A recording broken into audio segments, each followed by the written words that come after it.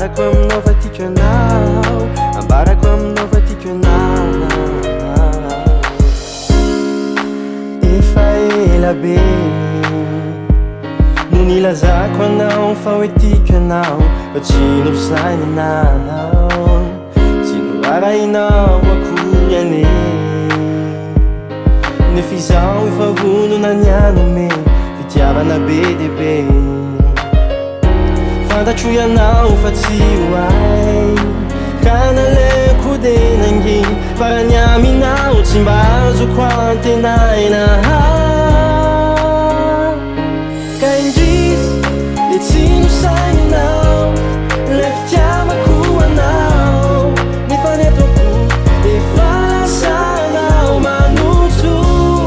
Ka raha hoaviny andro iray mba hiovana hoe fitindray, de tsara velo fa izaho mbola tika tsy mio. Ankehitriny fianako mangatsy,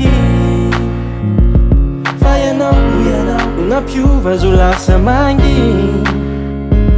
Raha ny anakava aloha tsy mahoaky onity,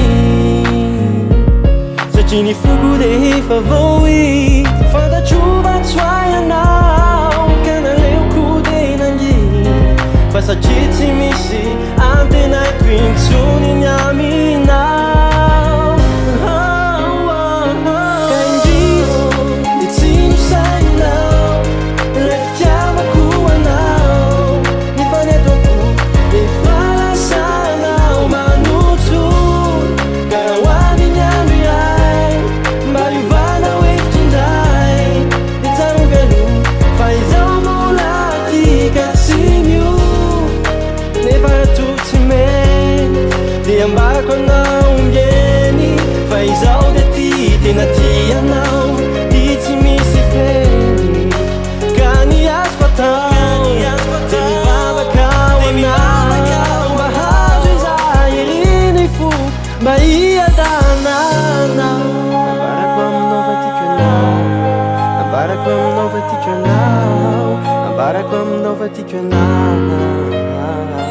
Ka indrisy de tsy nosaininao le fitiavako anao, nefa ny ataoko efa lasanao manoto.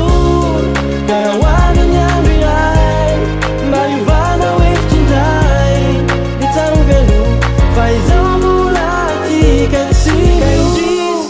De tsy nosaininao le fitiavako anao, nefa ny ataoko efa lasanao manoto. Ka raha hoaviny andro iray mba hiovana hoe fitindray, de tsara velo fa izaho mbola